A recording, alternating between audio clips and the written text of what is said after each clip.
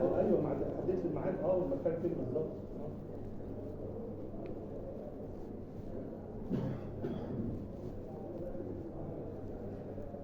هما بقية المتهمين جم في نفس المكان اللي اتقابلت فيه معاهم. جم بس في الميكروباص كان في العربيه الحمراء.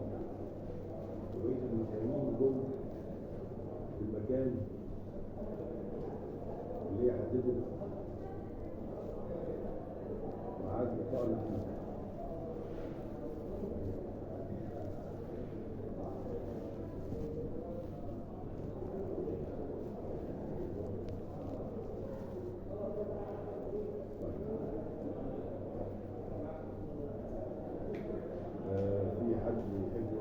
بعد اذن حضرتك يعني حضرتك التوقيت اللي قابلتها فيه الساعه كام وحاله الاضاءه كانت كام عشان نتاكد بس من حاجه معينه بعد كده في السؤال.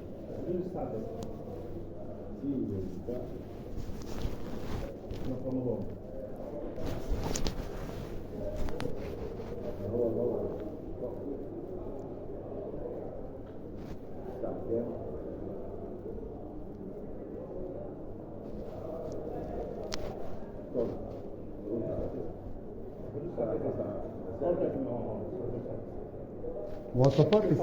مواصفات الست دي وفقا لما اوردتها في محضر تحقيقات النيابه. المواصفات اللي انت ذكرتها عن الست دي ايه هي مواصفاتها؟ هي مواصفات المرأة التي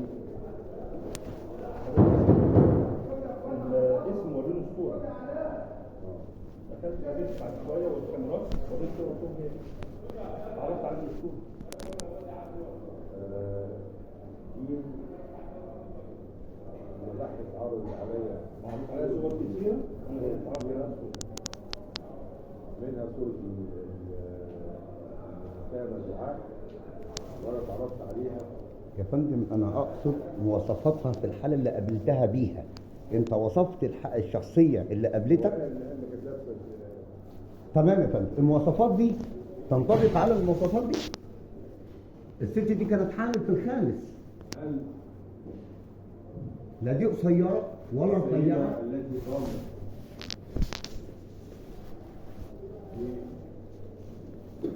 الوقائع التي أبلغت عنها من الاتفاق معك والجلوس بجانبك في السيارة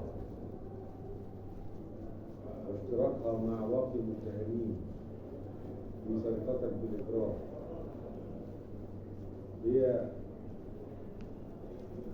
نفس المواصفات المرأة التي حاضرة في جلسة اليوم في المحكمة. هي بستخدم شوية. هي ذات المرأة بستخدم شوية. الواقع فندم كانت بالضبط من 868 يوم. لأن الواقع كانت من 20/4/22 كانت في تاريخ 20/4 كام؟ 22. طب احنا عدالتك سلمنا حوافظ مستندات بصور مماثله للتوقيت وقدمنا ما يفيد ان المتهمه كانت حامل في الخامس. فكره انها تكون رفيعه في التوقيت ده وتخنت مستحيل يا فندم، لان انا مقدم صور موجوده عند حضرتك بتواريخ المتهمه لا تغير شكلها ولا تخنت. لا ده حضرتك ده دفاع. انا بسال يا فندم برضه احنا لا نشكك في الواقع اللي هو بيحكيها، لكن احنا نعرف عليها وعلى شكلها وعلى شخصها. دي حاجه عايز تسال عليها تاني غير كده. ما هو يا فندم حامل الحاجات دي كلها ده دفاعك حضرتك. احنا بنتكلم على التوقيت يا فندم. كيف تيقن من خلال الصوره من غير ما تحصل مواجهه بينه وبين المتهم؟ ازاي تيقن من صوره؟ وبعدين الصوره اللي هي قال ان هو كان بجد وقعد جنبه في العربيه وبعد كده وروه الصوره فقال هي يا فندم التوقيت اللي قاعده جنبه في العربيه مستحيل يديله بشكل يقيني ان دي هي الشخص الموضوع. حوالي ربع ساعه. طيب يعني ربع ساعه في توقيت زي ده بالليل مش ممكن. انما فكره ان الصوره ورته دي الشرطه بتوريه صوره بتقول له هي دي فقال هي دي ما كان مقبوض عليه. ما هي المده التي استغرقت وجود المتهم معك في السيارة قبل الهجوم عليك من باقي المتهمين. قعدت معاك قد ايه؟ مدة لا تقل عن 15 دقيقة. مدة لا تقل عن 15 دقيقة.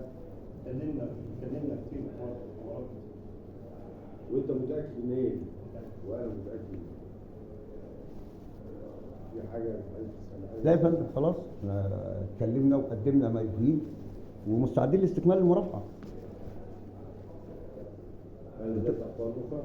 هل لديك حاجة تانية؟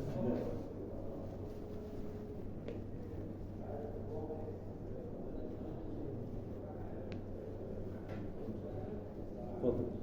احنا ما زلنا سيد الرئيس عند دفوعنا الاولى التي اوردناها في الجلسات السابقه، خاصه فيما يتعلق بيقينيه الاتهام بالنسبه للدعاة.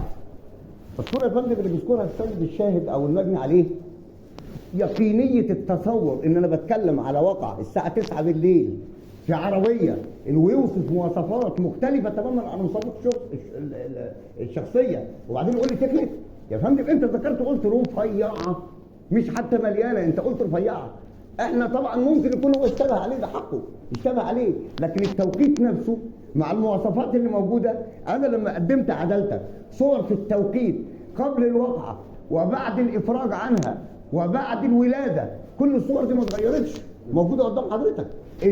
ازاي المواصفات دي تنطبق عليها؟ ربما ان يكون قد غب عليه نظرا للواقع اللي بيتكلم. يعني ربع ساعه يا فندم موجوده في عربيه وربع ساعه في عربيه، استحاله اقدر احدد شخصيتك بشكل يقيني. النهارده حضرتك انت اللي قلت مواصفات اختلفت عن المواصفات الموجوده فيها المتهمه باليقين. انا مش بتكلم من عندي، يعني لما اقول واحده في التوقيت اللي بيتكلم فيه الشاهد كانت في الشهر الخامس وانا كشخص موجود معاها، ما اقدرش استبين الحاله اللي هي فيها حاله الحمل. مش طبيعي يا فندم، مش طبيعي. ثانيا المواصفات نفسها بالشعر بالامكانيات. نقطه مهمه جدا يا فندم، في حاجه في الموضوع غلط. فكره ان حد يقف يشتري شقه ب1.8 مليون في الشارع الساعه 9 بالليل دي فكره مش منطقيه. فكره مش منطقيه، الصوره نفسها مش مظبوطه. انا ازاي هقف ب1.8 مليون في الشارع عشان اشتري شقه من واحده ست؟ ازاي يعني؟ بالاضافه لنقطه مهمه جدا، التليفونات اللي ذكرها السيد الشاهد انها اتصلت بيها، ما فيش تليفون واحد باليقين يخص المتهم، لا من بعيد ولا من قريب. دلت كل التحريات اللي اتعملت والاستعلام من شركات الاتصالات ان هذه التليفونات لا تخص المتهم من قريب ولا بعيد. بالعكس، ده كمان التليفونات حددت شخص صاحب التليفون. اذا حاله ان انا اتهم بشكل يقيني احكام تمنع الجزم واليقين يا فندم. واذا استشهدت الاوراق شيء من الشك جاهز لنا ان نطلب البراءه. انا هنا بحاله شك. الصوره اللي اتنقلت لي احنا فضل من شهر 4 لحد شهر 11 ما جاش النيابه عشان يتسال. دي في شهر 11 بعد ما المتهمه اخلي سبيلها. يعني انا عايز افهم ال 32 شهر ال 800 يوم دول هم اللي دخلوها؟ طب ما الصور موجوده في ذات التاريخ، والصوره اللي اتكلم عليها حضرتك لو متاخده في ذات التوقيت مش هتطلع رفيعه. مستحيل تطلع رفيعه، لان لو متصوره فعلا في التوقيت ده هتطلع من صورتها بالمواصفات اللي ذكرها المجني عليه. دي مش صوره دعاء، دي صوره واحده ثانيه. انما ربما يكون غض عليه، خاصه وان التوقيت يا فندم انا في رمضان وفي شارع عمومي وتقول لي كاميرات. هي فين الكاميرات اصلا؟ ما احنا لو في كاميرات وفي تتبع تقني صحيح كان جابك انت وهي في العربيه.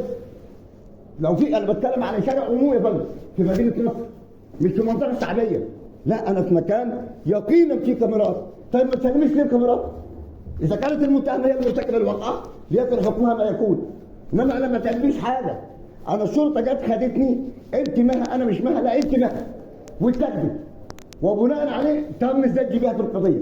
انما كواقع انا مش بشكك في الواقعه نفسها، انا بشكك في الشخصيه اللي تم اختيارها انها هي متهمه بارتكاب الواقع.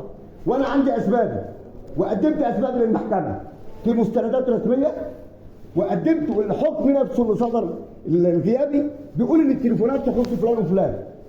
اذا انت حضرتك عرفت ازاي ان دي اللي كلمتك في التليفون؟